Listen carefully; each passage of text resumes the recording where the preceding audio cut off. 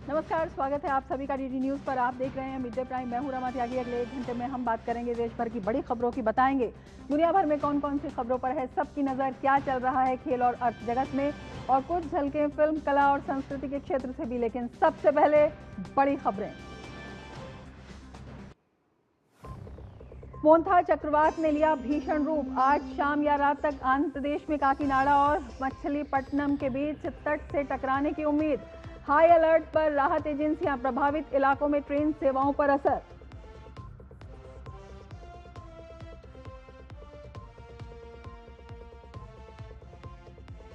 राष्ट्रपति द्रौपदी मुर्मू ने नई दिल्ली में अंतर्राष्ट्रीय सौर गठबंधन सभा के 8वें सत्र को किया संबोधित। कहा, जलवायु परिवर्तन से निपटने के लिए तत्काल और ठोस कदम उठाने की आवश्यकता।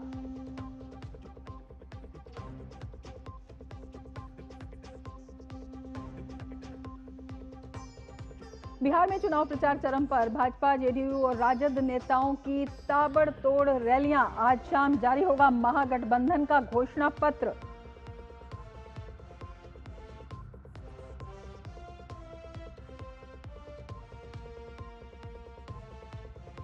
और सिडनी के अस्पताल में भर्ती क्रिकेटर श्रेयस अय्यर आईसीयू से आए बाहर। डॉक्टरों के मुताबिक हालत अब स्थिर, फिलहाल अस्पताल में ही रहेंगे श्रेयस।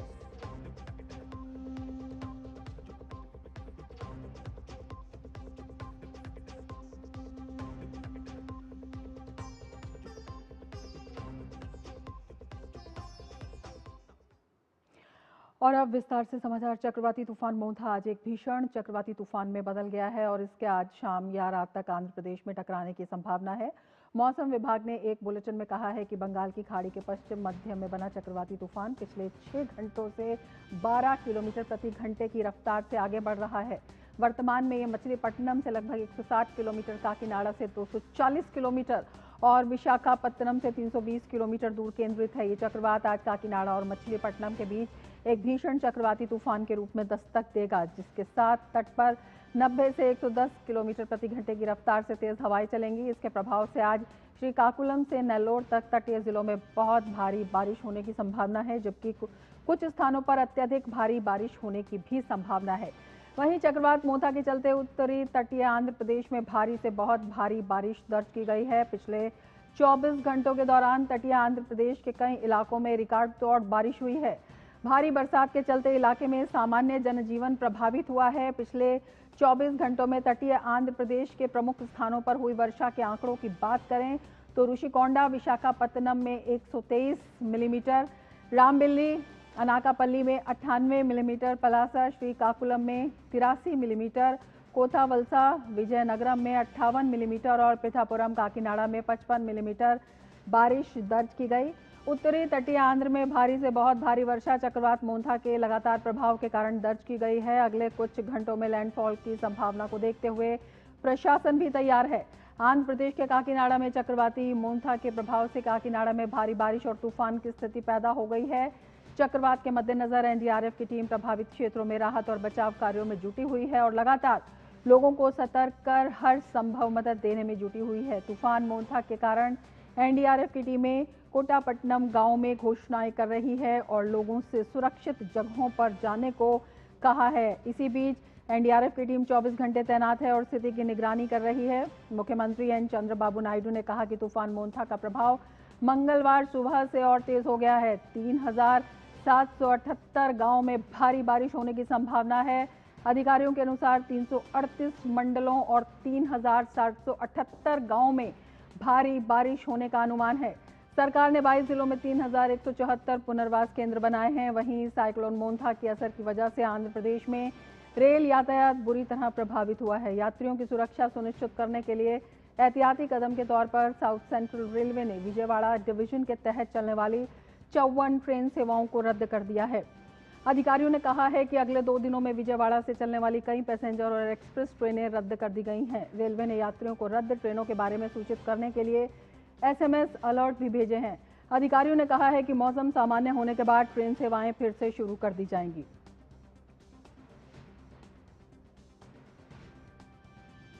बंगाल की खाड़ी में चक्रवात मोंथा के मंगलवार सुबह भीषण चक्रवाती तूफान में तब्दील हो जाने से दक्षिणी ओडिशा के कई जिलों में बारिश की संभावना बनी हुई है।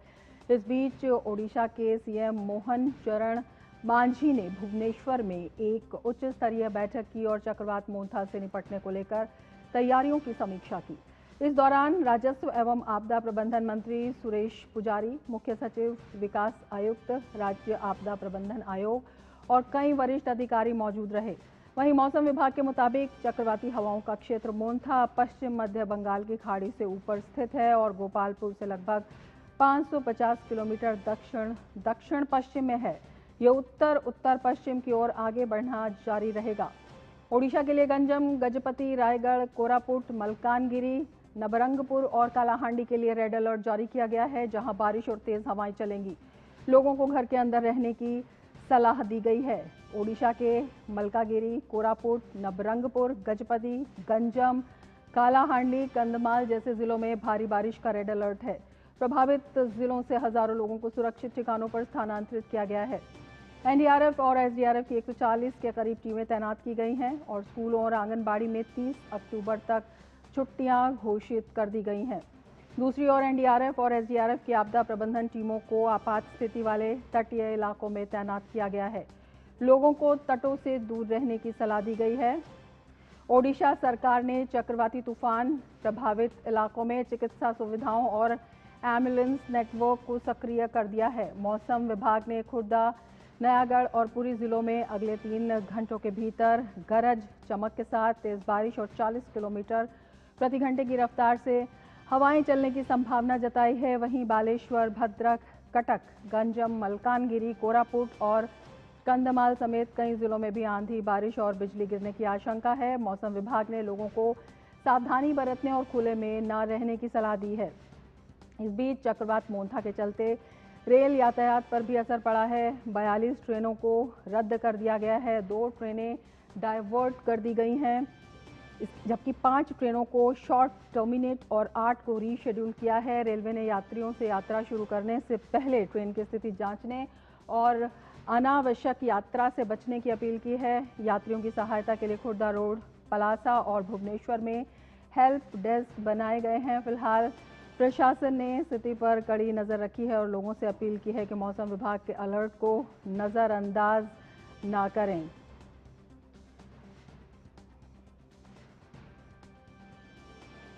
तो हजारों लोगों को सुरक्षित स्थानों पर पहुंचाया गया है और लगातार जो है प्रशासन अलर्ट है और लगातार जो है तमाम स्थिति पर नज़र रखी जा रही है और पूरी तैयारियां इसकी कर ली गई हैं।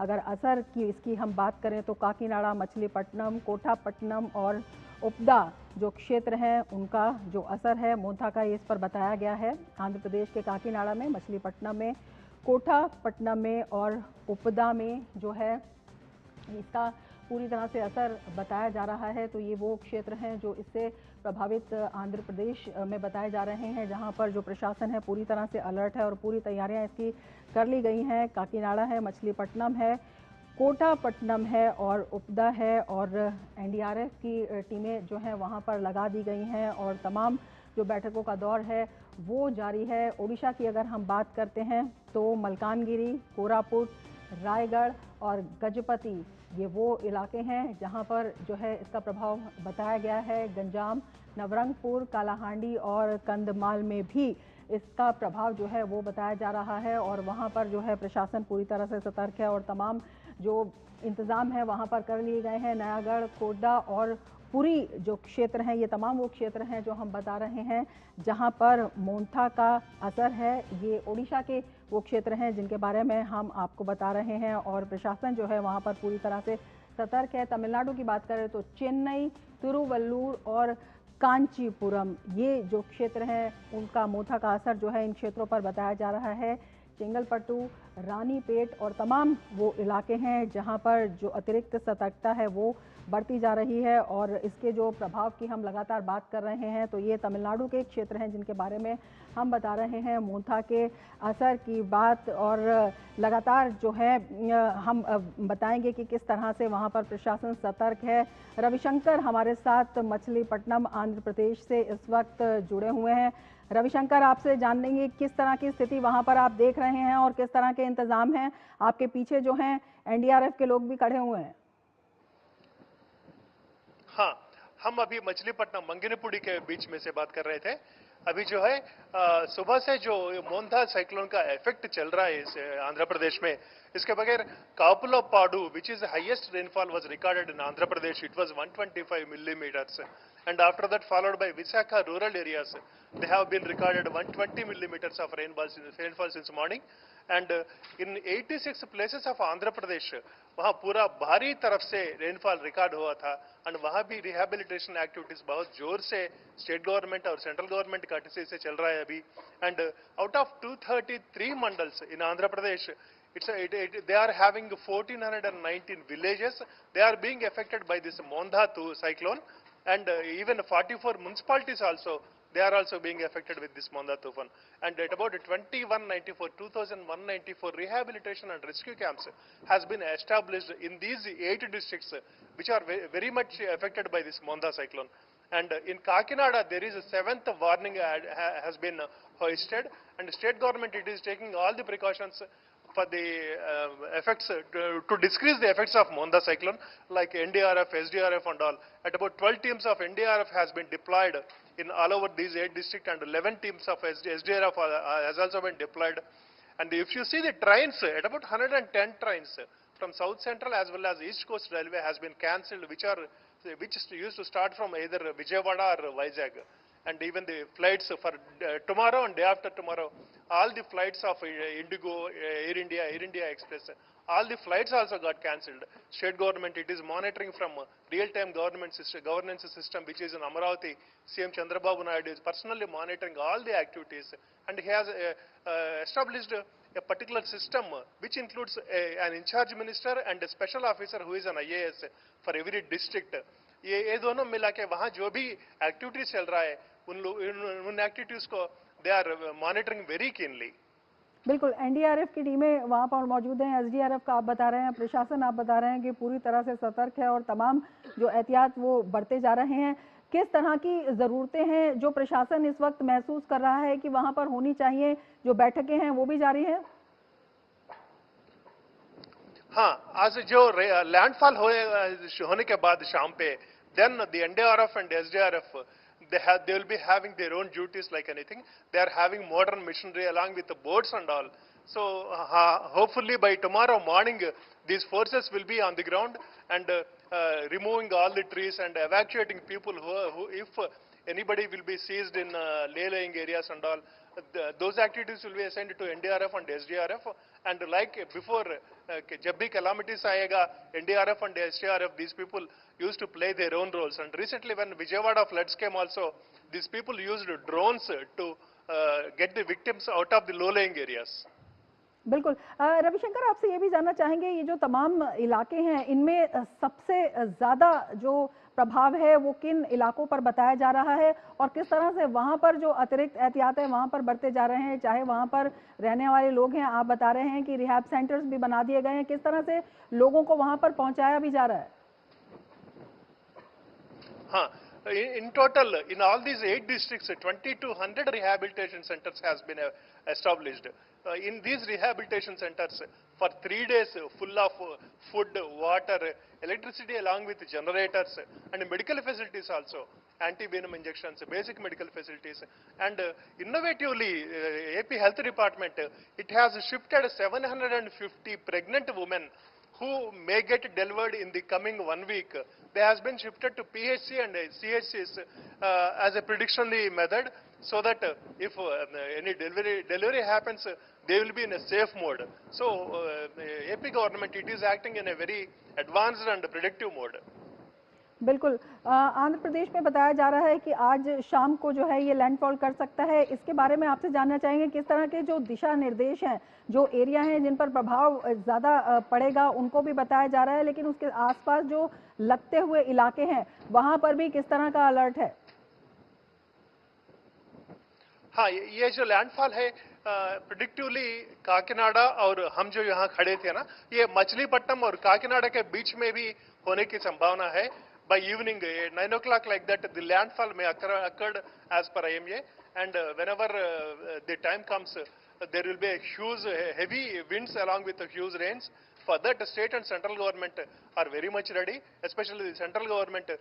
PM Modi called Chandrababu and extended his full support for the calamity rehabilitation activities also. So with that support, state government is doing its level best. बिल्कुल, जो केंद्र सरकार है और राज्य सरकार है उनका समन्वय देखने को मिल रहा है। आप बता रहे हैं कि 2200 जो हैं रिहैब सेंटर्स जो हैं वो वहाँ पर बना दिए गए हैं और जो मेडिकल फैसिलिटीज़ हैं वहाँ पर भी पूरी तरह से जो है नज़र रखी जा रही है। तो तमाम एहतियात जो हैं बढ़ते जा रहे हैं और पूरी तैयारी जो है राज्य सरकार ने वहाँ पर कर ली है और केंद्र जो है लगातार राज्य सरकार के संपर्क में है। आगे भी जानकारी देते रहेंगे, लेकिन अब रुक करेंगे अगली खबर का। रविशंकर, बहुत शुक्रिया तमाम जानकारी के लिए। आगे बढ़ेंगे लेकिन मिड डे प्राइम में फिलहाल वक्त है एक ब्रेक का। आप देखते रहिए डीडी न्यूज।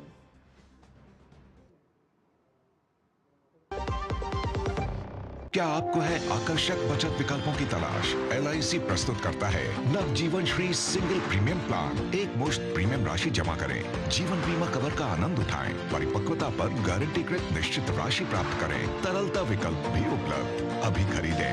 मौजूदा पॉलिसी धारकों के लिए आकर्षक छूट, नियम और शर्तें लागू। 2047 में कैसा होगा विकसित भारत का विकसित उत्तर प्रदेश? क्या आप चाहते हैं कि कृषि क्षेत्र में नवाचार और पशुधन की समृद्धि से बढ़े अन्नदाता की आमदनी, गांव-गांव तक पहुंचे चौड़ी सड़कें, हवाई यात्रा के लिए किसान की जेब में हो पैसे, विश्व स्तरीय शिक्षा और वर्ल्ड क्लास इलाज, बढ़े उद्योग, रोजगार, नौकरी और अपना व्यापार, रिन्यूएबल और ग्रीन एनर्जी हो यूपी में फुल, ताकि कभी न हो बत्ती गुल। डीप टेक, AI और इलेक्ट्रॉनिक संसाधनों का बिछे जाल, सांस्कृतिक धरोहर का पुनर्जागरण और गौरव काल।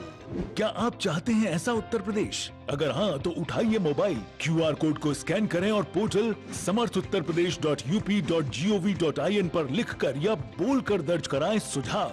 आपके सुझाव से बनेगा विकसित यूपी का रोड मैप और मूल्यवान सुझाव देने वाले किए जाएंगे सम्मानित, क्योंकि आपकी राय विकसित यूपी बनाए।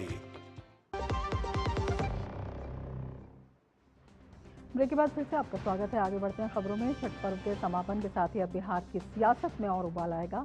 महागठबंधन आज घोषणा पत्र जारी करेगा। दरअसल कांग्रेस नेता राहुल गांधी कल बुधवार से बिहार में चुनाव प्रचार शुरू करने वाले हैं और उसके पहले गठबंधन दलों का साझा घोषणा पत्र जारी होगा।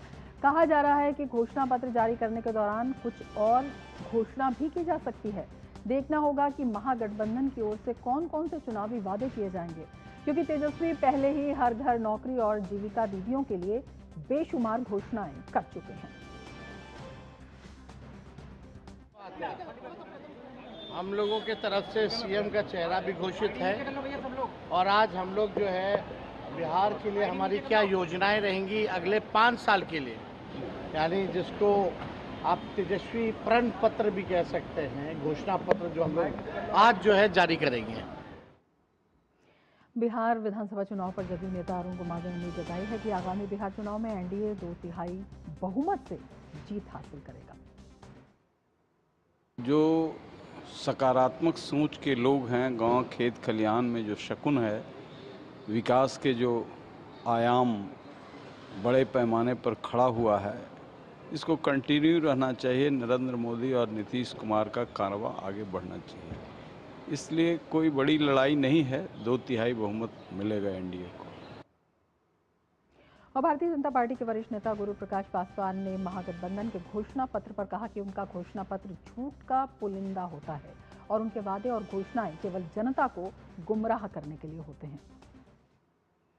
महाझूठ, झूठ का पुलिंदा, सपनों के सौदागर हैं ये महागठबंधन के लोग।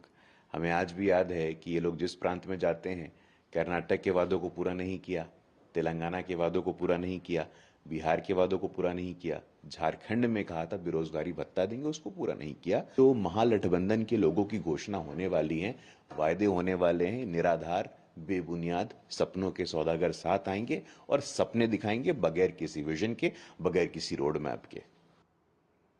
बिहार विधानसभा चुनाव में पूरी ताकत लगाने वाले प्रशांत किशोर को लेकर नया विवाद सामने आया है। उनकी जन सुराज पार्टी ने राज्य की सभी 243 विधानसभा सीटों पर उम्मीदवार उतारे हैं, लेकिन इसी बीच एक नया विवाद सामने आ गया है। प्रशांत किशोर 2 राज्यों के वोटर निकले हैं। बिहार और पश्चिम बंगाल दोनों जगहों की वोटर लिस्ट में उनका नाम दर्ज है।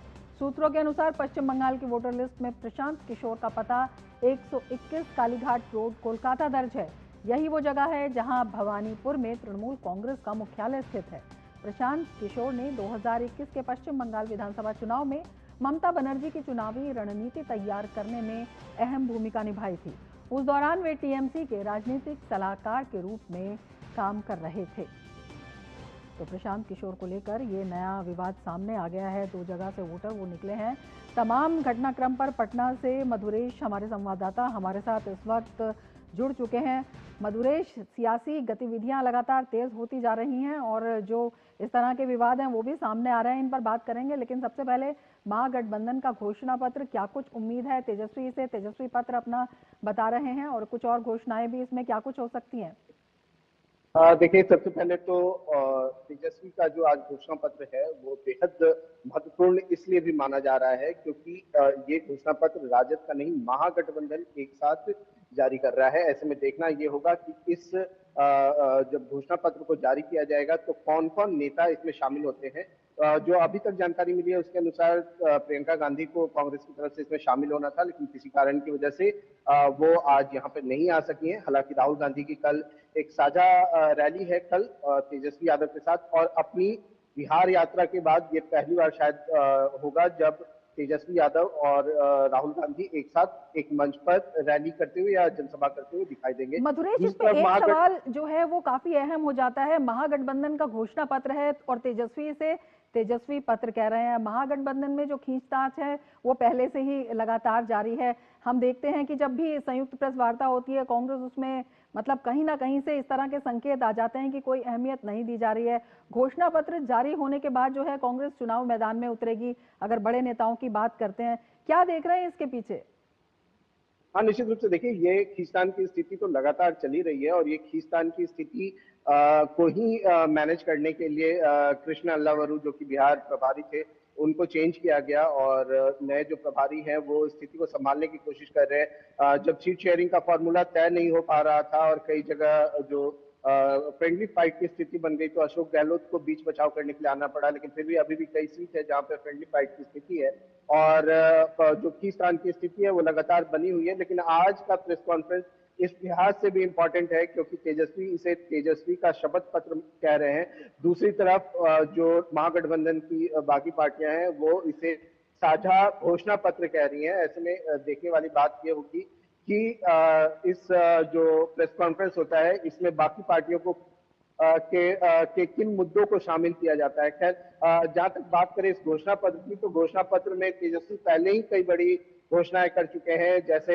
जीविका दीदियों के लिए हो या फिर नौकरी देने की बात हो। इसके अलावा भूमिहीन को भी जो जमीन देने की बात उन्होंने कही थी उस को भी आज के घोषणा पत्र में शामिल किया जा सकता है। इसके अलावा समझा जा रहा है कि कई लुभावने वादे तेजस्वी कर सकते हैं, इससे पहले भी वो लगातार करते आए हैं, तो इस घोषणा पत्र में भी कई लुभावने वादे होंगे ऐसी उम्मीद की जा रही है। ठीक मधुरेश, जो तमाम पार्टी हैं वो अपना घोषणा पत्र जो अपने संकल्प हैं वो जाहिर करती है, लेकिन बीजेपी से झूठ का पुलिंदा क्यों बता रही है? देखिए, बेसिकली एक तरफ तो निश्चित रूप से चुनावी माहौल है तो बीजेपी अपने जगह से अटैक कर रही है, वो एक अलग बात है। लेकिन जहां तक झूठ के पुलिंदे वाली बात ये है तो वो इसलिए भी है क्योंकि महागठबंधन की तरफ से जो वादे झारखंड के चुनाव में किए गए थे, क्योंकि झारखंड के चुनाव में भी जेएमएम जो है वो कांग्रेस समर्थित थी वहां पर और राजद भी वहां पे कुछ सीटों पर चुनाव लड़ रही थी, तो वादे जिस तरीके से किए गए थे उस तरीके से वहां लागू नहीं किए गए। तो यही कारण है शायद कि जो बीजेपी है वो इसे झूठ का पुलिंदा बता रही है। दूसरी तरफ एक महत्वपूर्ण बात यह है कि जिस तरीके से और जितने बड़े वादे तेजस्वी यादव कर रहे हैं वो इकोनॉमिकली करना संभव नहीं है। जैसे महज बात कर ले कि हर घर में एक सरकारी नौकरी देने की बात तेजस्वी यादव कर रहे हैं, जो कि अभी वर्तमान जो बिहार की स्थिति है उसमें संभव नहीं है। इसके साथ ही जो जीविका दीदियों को पैसे देने की बात वो कर रहे हैं, सीएम जीविका दीदियों में सीएम होती हैं उनको जो पैसे 30,000 रुपए देने की बात कर रहे हैं। इसके अलावा भी कई ऐसी बातें कर रहे हैं जिन्हें अगर लागू किया जाए तो बिहार की जो फाइनेंशियल स्थिति है वो खराब हो सकती है और जो इकोनॉमिस्ट है वो निश्चित रूप से पहले से ही ये बताते आ रहे हैं कि वो वर्तमान स्थिति में बिहार में लागू किया जाना संभव नहीं है। तो शायद यही कारण है कि BJP direct attack Tejashwi Yadav के घोषणा पत्र पर कर रही है। बिल्कुल, और इसी बीच में जो तमाम चीजें वहां से आ रही हैं वो भी अपने आप में जो इंटरेस्ट है वो इन चुनावों में बढ़ा रही है। प्रशांत किशोर जो है नंबर 2 पार्टी होने की बात कर रहे थे, 2 जगह के वोटर निकल आए हैं, किस तरह से मुश्किल में फंस सकते हैं? देखिए, जो एसआईआर की प्रक्रिया जब चल रही थी बिहार में, तो कई नेता थे जिनके ऊपर में ऐसे सवाल उठे थे और उस वक्त प्रशांत किशोर ने जमकर हमला किया था। अब स्थिति यह है कि प्रशांत किशोर के ही 2 वोटर आईडी कार्ड होने की बात सामने आई है। हालांकि उनका भी कोई बयान नहीं आया है। पार्टी की तरफ से एक बयान जारी किया गया है जिसमें यह बताया गया है कि उनके पास बंगाल का वोटर आईडी था जिसे कैंसिल करने के लिए पहले से इलेक्शन कमीशन को लेटर दिया हुआ है, लेकिन चूंकि वो कैंसिल अभी तक नहीं हो पाया है, इसीलिए 2 वोटर आईडी कार्ड शो किए जा रहे हैं। हालांकि बात सिर्फ यही खत्म नहीं होती है, क्योंकि 2 वोटर आईडी कार्ड मिलने की बात सामने आने के बाद तो एनडीए ही नहीं, महागठबंधन भी जनसुराज के ऊपर और प्रशांत किशोर के ऊपर तीखा हमला करना शुरू कर दिया है। और निश्चित रूप से चूंकि चुनावी माहौल है, तो ये एक मुद्दा जो विधानसभा चुनाव है उसमें निश्चित रूप से बनेगा। चुनावी रणनीति पर असर पड़ेगा मधुरेश? देखिए, चुनावी रणनीति की जहां तक बात की जाए तो मोर और लेस जो रणनीतियां हैं वो अभी तक सेट हो चुकी हैं, क्योंकि महज आज से अगर जोड़ा जाए तो महज 7-8 दिनों में बिहार में मतदान होने हैं। तो जो एजेंडा है वो लगभग सेट है। और प्रशांत किशोर चूंकि बिल्कुल नई पार्टी हैं और उनके जो प्रत्याशी हैं वो भी बिल्कुल नए हैं, तो कोई भी बहुत ज्यादा डायरेक्ट अटैक प्रशांत किशोर के ऊपर में अभी तक हो नहीं रहा था। लेकिन निश्चित रूप से ये जो जनसुराज के संस्थापक की ही जब 2 वोटर आईडी सामने आ गई है, तो निश्चित रूप से ये एक सवालों के घेरे में जरूर आ जाते हैं। एसआईआर का असर भी दिखाई दे रहा है और ये भी कहा जा रहा था कि दूसरे चरण का जब शुरू होगा तो इसका भी असर जो है बिहार चुनावों पर पड़ेगा। हाँ, निश्चित रूप से देखिए, जो शुरू से कहा जा रहा है कि बिहार की जो मतदाता सूची है उसको रिफाइन करना एसआईआर का सबसे बड़ा मकसद है। और रिफाइनिंग के काम में जो दूसरे देश के लोग बिहार में आकर के बस गए हैं, जो घुसपैठिए बिहार में आकर बस गए हैं, उनको सबसे पहले चिन्हित करने की ये प्रक्रिया चल रही थी। और लगातार ये कहा जाता रहा है कि जो सीमांचल का एरिया है, किशनगंज हो गया, अररिया हो गया, और इसके बाद आपका मिथिलांचल के भी कुछ हिस्से, दरभंगा, मधुबनी, जयनगर, जो नेपाल से सटा हुआ इलाका है, वो उन इलाकों में सबसे ज्यादा जो घुसपैठिए हैं वो है। तो निश्चित रूप से इस बार जिन लोगों के नाम कटे हैं, तो उनके वो वोट नहीं दे पाएंगे। तो निश्चित रूप से ये एक असर तो देखने को मिलेगा ही। बिल्कुल, जो मतदाता सूची है उसकी शुद्धता की बात इसमें होती है और उसी से जो लोकतंत्र की मजबूती है वो भी सुनिश्चित की जाती है। अपने आप में बेहद महत्वपूर्ण समीकरण भी आप वहां पर बता रहे हैं। नजर बनाए रखिए, आगे भी आपसे जानकारी लेते रहेंगे। फिलहाल शुक्रिया पूरी जानकारी के लिए। आगे बढ़ेंगे। 12 राज्यों और केंद्र शासित प्रदेशों में मतदाता सूची के विशेष सघन पुनरीक्षण के दूसरे चरण की आज से शुरुआत हो रही है। इसके तहत गणना पत्रों की छपाई और बूथ स्तरीय अधिकारियों का प्रशिक्षण 3 नवंबर तक चलेगा। गणना का चरण 4 दिसंबर तक चलेगा। 9 दिसंबर को मतदाता सूची का मसौदा प्रकाशित किया जाएगा। इसके बाद 8 जनवरी 2026 तक दावे और आपत्तियां दर्ज की जा सकेंगी। 9 दिसंबर से 31 जनवरी तक सत्यापन और सुनवाई की जाएगी। इन 12 राज्यों और केंद्र शासित प्रदेशों की मतदाता सूचियां अब फ्रीज कर दी गई हैं। बूथ स्तर के अधिकारी वर्तमान पंजीकृत मतदाताओं को विशिष्ट गणना पत्र वितरित करेंगे। इन पत्रों में उनकी वर्तमान मतदाता जानकारी शामिल होगी। यदि उनका नाम 2003 की मतदाता सूची में भी था तो उन्हें कोई अतिरिक्त दस्तावेज जमा करने की आवश्यकता नहीं है। अंतिम मतदाता सूची अगले वर्ष 7 फरवरी को प्रकाशित की जाएगी। कल निर्वाचन आयोग ने बिहार में मतदाता सूची के विशेष सघन पुनरीक्षण का काम पूरा होने के बाद दूसरे चरण के एसआईआर की घोषणा की थी।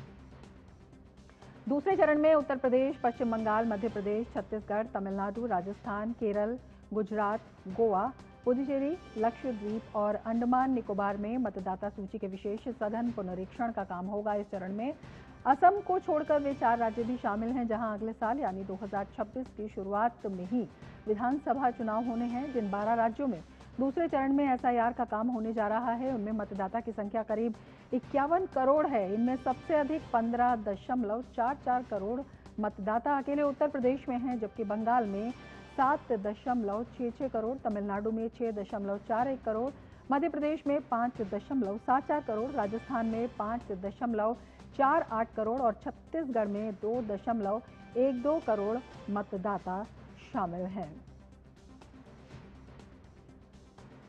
तो 12 राज्यों और केंद्र शासित प्रदेशों में एसआईआर की प्रक्रिया आज से शुरू। ऋषि कुमार हमारे संवाददाता इस वक्त मौजूद हैं। ऋषि, दूसरे चरण जिसका इंतजार था घोषणा का, वो घोषणा कर दी गई है। जिस तरह से राज्यों की सूची तैयार की गई है, इस प्रक्रिया में किस चीज को आधार बनाया गया है, किस तरह से जो पारदर्शिता है और ज्यादा सुनिश्चित हो रही है?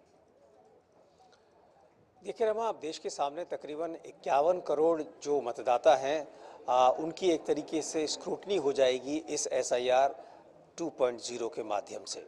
हम जानते हैं कि एसआईआर के दूसरे चरण में 12 राज्यों, जिसमें केंद्र शासित प्रदेश भी शामिल हैं, उनको शामिल किया गया है और अधिकांश में जिसमें कि अगले वर्ष जिसमें चुनाव होने, असम को छोड़कर उनको भी शामिल किया गया है। ऐसे में इस पूरी प्रक्रिया को अगर देखें तो बिहार में एसआईआर कराने के बाद चुनाव आयोग ने जो अपना तजुर्बा कहें या वहाँ से जो इनपुट्स उनको मिले, उसके आधार पर कुछ तब्दीलियां भी की हैं, जिसका कि मतदाताओं को सीधा फायदा मिलेगा। एक तो ये कि एन्यूमरेशन फॉर्म के समय, जैसे कि बिहार में हो रहा था, उस समय आपको डॉक्यूमेंट्स देने होते थे, लेकिन अब कोई भी डॉक्यूमेंट उस समय देने की ज़रूरत नहीं है। दूसरा जो महत्वपूर्ण काम है वो है लिंकिंग का। अगर किसी भी मतदाता की लिंकिंग, यानी कि उसका वजूद कहाँ पर है और उसके और उसके परिवार के, यानी कि माता पिता या परिवारीजनों का स्टेटस क्या था 2003 से पहले, तो उसके लिए भी उन्हें कुछ खास परेशानी का बिल्कुल भी सामना नहीं करना पड़ेगा। लेकिन इतना ज़रूर है कि 2003 के बाद जो लोग मतदाता सूची में शामिल हुए हैं, उनके लिए अब दस्तावेज देने होंगे और इसका साफ मकसद है कि इस पूरी प्रक्रिया के दौरान जो लोग या तो 2 जगह जिनके मतदाता सूची में नाम है या जिनकी उम्र नहीं है, इसके बावजूद मतदाता बन गए हैं, यानी कि 18 वर्ष नहीं हुए हैं, या नागरिकता की शर्त को पूरा नहीं करते हैं, या किसी अपराध की वजह से उनको अयोग्य घोषित किया गया है, तो इन सब बातों को आयोग इस एसआईआर के माध्यम से देश के सामने स्पष्ट करना चाहता है। क्योंकि देश की एक बड़ी राजनीतिक दल पार्टी ने इस मुद्दे को बड़ी जोर शोर से उठाया और चुनावों में कहा कि मतदाता सूची में इस तरीके की शिकायतें उन्होंने देश के सामने रखी। आयोग इस मसले पर चाहता है कि जिस तरीके से 2003 में एसआईआर बड़े स्तर पर हुआ था, उसको इस बार पूरे देश में लागू करके, हालांकि हम जानते हैं जैसे कि 2008 में दिल्ली में हुआ था, तो अलग अलग जगहों के अलग अलग एसआईआर की डेट्स हैं, लेकिन चूंकि अब ये एक ही वर्ष में हो जाएंगे तो अगले 20 वर्ष तक के लिए, जैसे कि कहा जा रहा है, जो नागरिकता या जो मतदाता सूची का जो उसकी सेक्रेट लिस्ट कहा जाता है, उसको अगर बनाए रखने की बात है, वो ज़्यादा समय तक रख पाएंगे। तो ऐसे में इस सूची के बनने के बाद ये कहा जा सकेगा कि जो वास्तविक रूप से मतदाताओं की सूची है उसमें वो ही है, ना कि उसमें डुप्लीकेसी है, बाहर के लोग हैं। बिहार में ऐसे तमाम आंकड़े आए हैं जो ये बताते हैं कि जैसे कि वहाँ पर जो मतदाताओं की सूची में महिलाओं की संख्या कुछ जगहों पर ज़्यादा थी, बाद में देखा गया कि वह महिलाओं की संख्या वहाँ कम है। तो इस तरीके से एसआईआर के जो फायदे हैं, जो मतदाता सूची है, चूँकि डेमोक्रेसी की बेसिक ही है, अगर मतदाता सूची अगर सही नहीं होगी तो वो आगे का जो लोकतंत्र की प्रक्रिया है वो कैसे सही मान ली जाए। तो ऐसे में इस सूची का पवित्र होना, सही होना, और जो चुनाव आयोग का काम है, 2 काम है, एक तो मतदाता सूची तैयार करना और दूसरा मतदान कराना।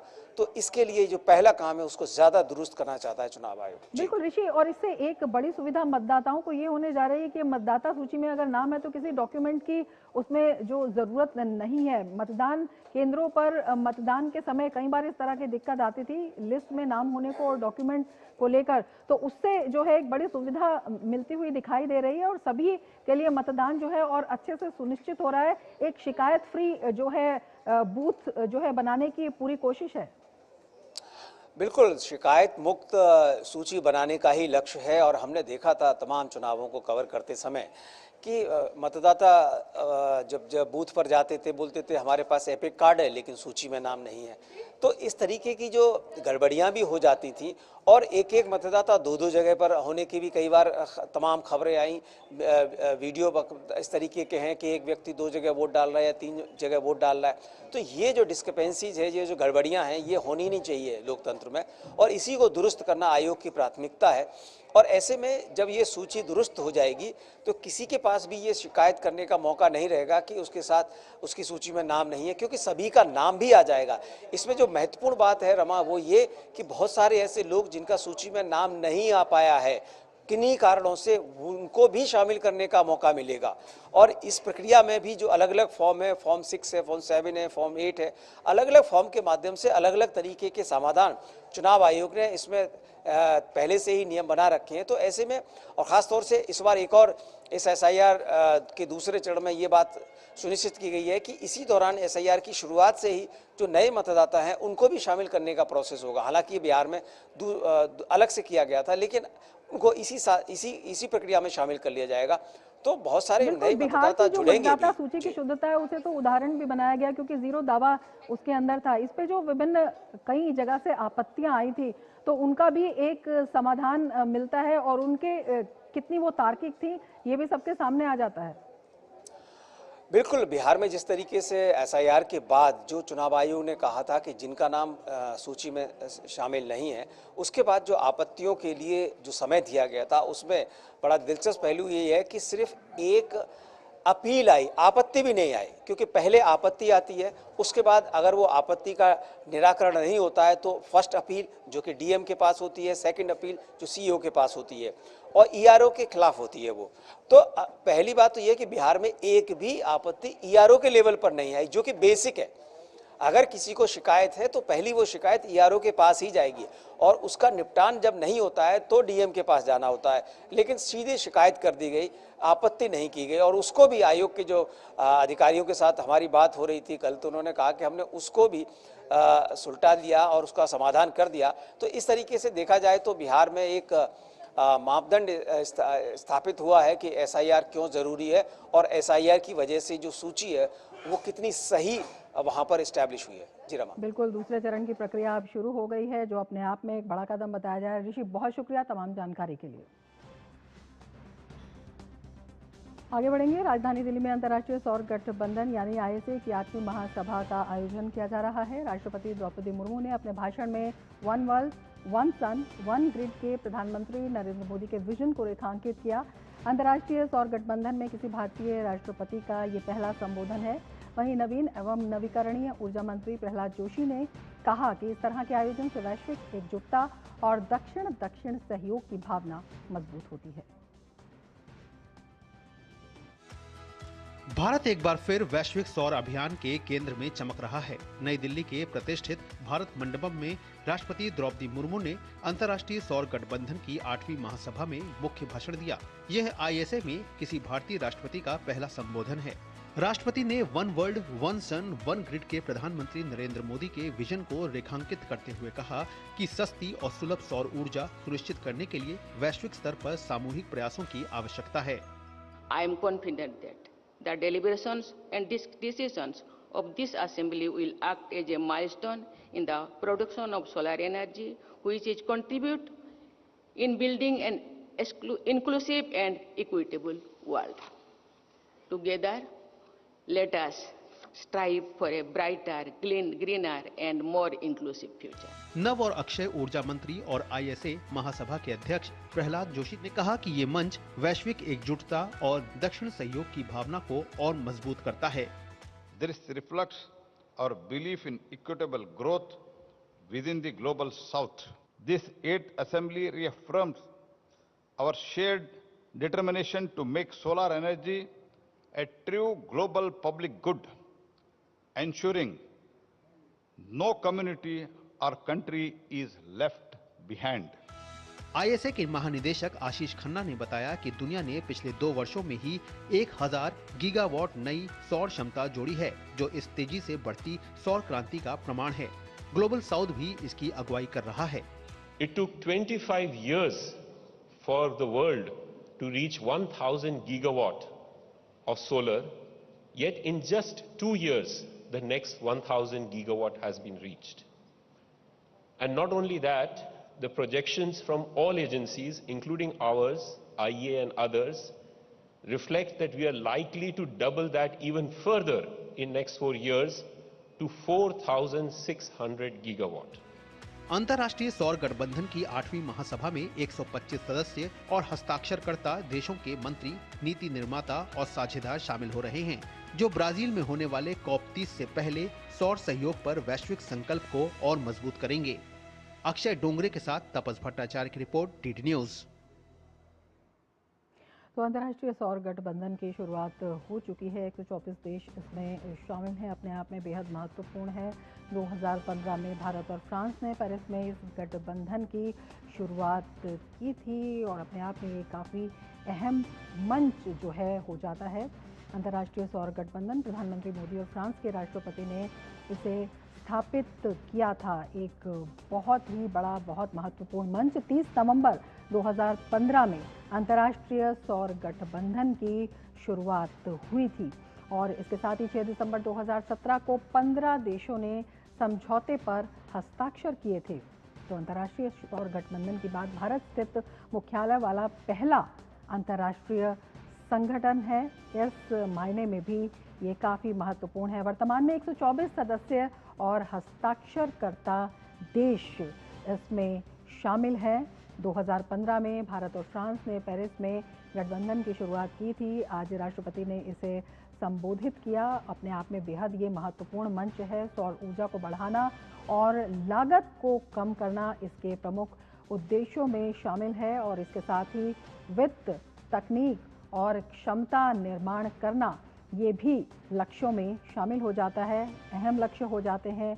ऊर्जा की पहुंच और सुरक्षा को सुधारने का काम भी इसमें प्रायोरिटी पर रखा गया है। इसके साथ ही सौर ऊर्जा को स्वच्छ भविष्य के लिए बढ़ावा देना भी इसकी प्राथमिकताओं में शामिल है। साथ ही 2030 तक सौर निवेश को अनलॉक करना ये भी काफ़ी अहम हो जाता है और साथ ही तकनीक और वित्त लागत को कम करना जब हम इसके लक्ष्यों की बात करते हैं। इसके साथ ही अगर अन्य क्षेत्रों को देखें तो कृषि, स्वास्थ्य, परिवहन और बिजली क्षेत्रों में सौर ऊर्जा का उपयोग ये अपने आप में काफ़ी महत्वपूर्ण हो जाते हैं। जब हम बात करते हैं सौर ऊर्जा को बढ़ाने की और लागत को कम करने की, भारत की उपलब्धियों को बात करें तो भारत की 125 गीगावाट सौर ऊर्जा क्षमता है।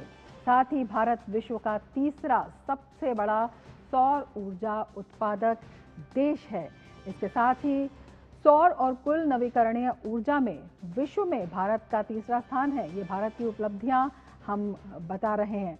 इसके साथ ही अगर हम बात करते हैं 1,08,494 गीगावाट सौर बिजली का उत्पादन भारत की उपलब्धियों में शामिल है। 2024-25 में सौर मॉड्यूल निर्माण क्षमता बढ़ी है और इसके साथ ही ये 38 गीगावाट से बढ़कर 74 गीगावाट निर्माण क्षमता में तब्दील हो गई है। अपने आप में ये बहुत बड़ी उपलब्धि है। जुलाई 2025 में सौर क्षमता 4000% बढ़ी है। तो ये भारत की बड़ी उपलब्धियों में शामिल है। 2031 तक 5 मिलियन टन ग्रीन हाइड्रोजन उत्पादन का लक्ष्य भी रखा गया है। एक बड़ा लक्ष्य है बड़ी उपलब्धियों के साथ। आगे बढ़ेंगे। उपराष्ट्रपति सीपी राधाकृष्णन सेशल्स के 2 दिन के दौरे के बाद स्वदेश लौटे। वे तमिलनाडु के कोयम्बटूर उतरे और आज से उनका 3 दिन का तमिलनाडु का दौरा है। उपराष्ट्रपति का कोयम्बटूर हवाई अड्डे पर स्वागत किया गया। उपराष्ट्रपति का पदभार संभालने के बाद अपनी इस पहली यात्रा के दौरान वे कोयम्बटूर, तिरुपुर, मदुरई और रामनाथपुरम में अलग अलग कार्यक्रमों में हिस्सा लेंगे। कोयम्बटूर नागरिक मंच उपराष्ट्रपति का कोयम्बटूर जिला लघु उद्योग संघ में अभिनंदन करेगा। उपराष्ट्रपति टाउन हॉल निगम भवन में महात्मा गांधी की प्रतिमा पर श्रद्धांजलि अर्पित करेंगे। इसके बाद कोयम्बटूर के पेरूर मठ में शांतालिंगा रामासामी आदिग्यलर के शताब्दी समारोह में भाग लेंगे। उपराष्ट्रपति शाम को तिरुपुर पहुंचेंगे और महात्मा गांधी और तिरुपुर कुमारन की प्रतिमाओं पर पुष्पांजलि अर्पित करेंगे। उपराष्ट्रपति 29 अक्टूबर को तिरुपुर में एक सम्मान समारोह में भाग लेंगे और शाम को मदुरई के मीनाक्षी अम्मन मंदिर में पूजा अर्चना करेंगे। उपराष्ट्रपति 30 अक्टूबर को रामनाथपुरम जिले के पसुमपोन में पसुमपोन मथुरा लिंगा थेवर जयंती कार्यक्रम में शामिल होंगे। इससे पहले सेशल्स दौरे पर उन्होंने सेशल्स के राष्ट्रपति डॉक्टर पैट्रिक हम्युनी के शपथ ग्रहण समारोह में हिस्सा लिया। फिर वे सेशल्स से तमिलनाडु के कोयम्बटूर के लिए रवाना हुए। सूर्योपासना का पर्व आस्था का अद्भुत संगम। जी हां, हम बात कर रहे हैं छठ महापर्व की, जो आज संपन्न हो गया। 4 दिनों तक चलने वाला यह पर्व सिर्फ पूजा नहीं बल्कि आत्मा की शुद्धि और प्रकृति के प्रति कृतज्ञता का प्रतीक है। निर्जला उपवास, कठिन तप, लेकिन चेहरे पर अपार श्रद्धा। वहीं उगते सूरज को अर्घ्य देकर जीवन में प्रकाश और समृद्धि की कामना, यही इस महापर्व का सार है। हर आंचल में बस एक ही पुकार गूंजती है, छठी मैया की जय। उगते सूर्य को अर्घ देने के साथ लोक आस्था का 4 दिवसीय महापर्व छठ संपन्न हो गया। इसी के साथ निर्जला व्रतियों ने अपना व्रत खोलकर इस महापर्व को विधिवत पूरा किया। विशेष तौर पर देश भर में इस पर्व को लेकर उत्साह और श्रद्धा का माहौल देखा गया। वहीं महापर्व के दौरान घाट भक्ति गीतों, ढोलक की थाप और पारंपरिक गीतों से गुलजार रहे। इस बीच बिहार, झारखंड, उत्तर प्रदेश, दिल्ली से लेकर नोएडा, चंडीगढ़ और मुंबई तक छठ महापर्व को पूरे उत्साह, श्रद्धा और उल्लास के साथ मनाया गया। उदयाचलगामी सूर्य को अर्घ देने के लिए तड़के से ही घाटों पर भक्तों की भीड़ जुटने लगी थी। वहीं प्रधानमंत्री नरेंद्र मोदी ने भी देशवासियों को छठ पर्व की बधाई देते हुए लिखा, भगवान सूर्य देव को प्रातःकालीन अर्घ के साथ आज महापर्व छठ का शुभ समापन हुआ। 4 दिवसीय इस अनुष्ठान के दौरान छठ पूजा की हमारी भव्य परंपरा के दिव्य दर्शन हुए। समस्त व्रतियों और श्रद्धालुओं सहित पावन पर्व का हिस्सा बने अपने सभी परिवारजनों का हृदय से अभिनंदन। छठी मैया की असीम कृपा से आप सभी का जीवन सदैव आलोकित रहे। गौरतलब है कि 4 दिवसीय सूर्य उपासना का महापर्व छठ शनिवार से नहाय खाए के साथ शुरू हुआ था। पहले दिन व्रतियों ने स्नान करने के बाद नए वस्त्र धारण किए। इसके बाद मिट्टी के चूल्हे पर बने कद्दू और चना दाल की सब्जी एवं चावल का भोग लगाया और उसे स्वजनों के साथ प्रसाद के रूप में ग्रहण किया। इसके बाद रविवार को पूरे दिन उपवास रखने के बाद लोगों ने खरना का प्रसाद बनाया और व्रतियों ने रात को पूजा के बाद गुड़ से बनी खीर पारण की। इसी के साथ 36 घंटे का निर्जला व्रत शुरू हुआ। इसके अगले दिन सोमवार को व्रतियों ने डूबते सूर्य को अर्घ दिया और मंगलवार की सुबह यानी आज सुबह उगते सूर्य को अर्घ दिए जाने के बाद 4 दिवसीय अनुष्ठान संपन्न हो गया। देश के अलग अलग भागों में कई गणमान्य लोगों ने भी छठ महापर्व में भाग लिया। लोक आस्था और सूर्य उपासना का महापर्व छठ प्रकृति का पर्व है और विशेष बात यह है कि ये पर्व बिना किसी कर्मकांड के संपन्न होता है, जिसमें प्रकृति के लिए जीवनदायी भगवान सूर्य की उपासना की जाती है। Bureau report, DD news.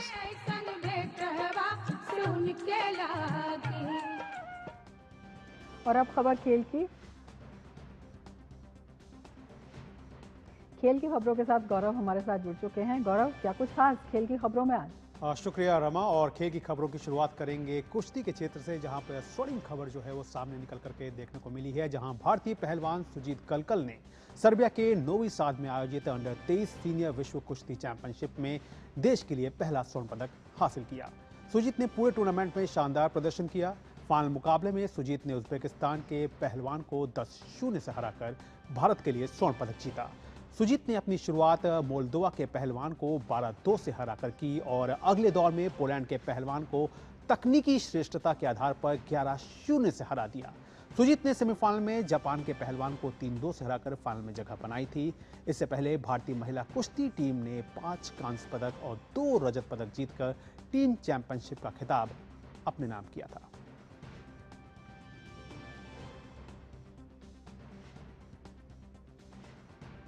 तो एक बड़ी कामयाबी कुश्ती के क्षेत्र से देखने को मिली है। बात करते हैं बैडमिंटन की, जहां मौजूदा महिला राष्ट्रीय champion Anahat Singh Canada open squash tournament के क्वार्टर फाइनल में पहुंच गई हैं। इस टूर्नामेंट में भारत की 17 साल की स्टार खिलाड़ी ने सबसे बड़ा उलटफेर करते हुए विश्व की 20वें नंबर की खिलाड़ी मेल्सा अल्वेज को 3-1 से शिकस्त दी।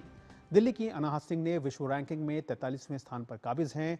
विश्व रैंकिंग में अलवेज से 23 स्थान नीचे रैंकिंग वाली अनाहत ने फ्रांसीसी खिलाड़ी को शिकस्त देकर पहली बार किसी सिल्वर लेवल इवेंट के अंतिम 8 में प्रवेश किया। यह शीर्ष 20 में शामिल किसी खिलाड़ी के खिलाफ उनकी पहली जीत भी थी। अब अनाहत का अगला मुकाबला बेल्जियम की दूसरी वरीयता प्राप्त और गत चैंपियन टीने गिलिस से होगा। बात क्रिकेट की करें तो भारतीय क्रिकेटर श्रेयस अय्यर आईसीयू से बाहर आ गए हैं। अब उनकी हालत स्थिर है। उम्मीद की जा रही है कि अय्यर अगले हफ्ते तक पूरी तरह से फिट हो जाएंगे।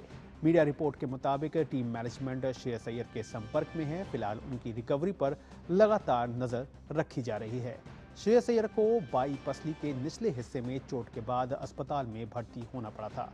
बीसीसीआई सचिव की ओर से जारी बयान में कहा गया श्रेयस अय्यर को 25 अक्टूबर 2025 को सिडनी में ऑस्ट्रेलिया के खिलाफ तीसरे वनडे के दौरान फील्डिंग के दौरान चोट लग गई थी। उन्हें आगे की जांच के लिए अस्पताल ले जाया गया।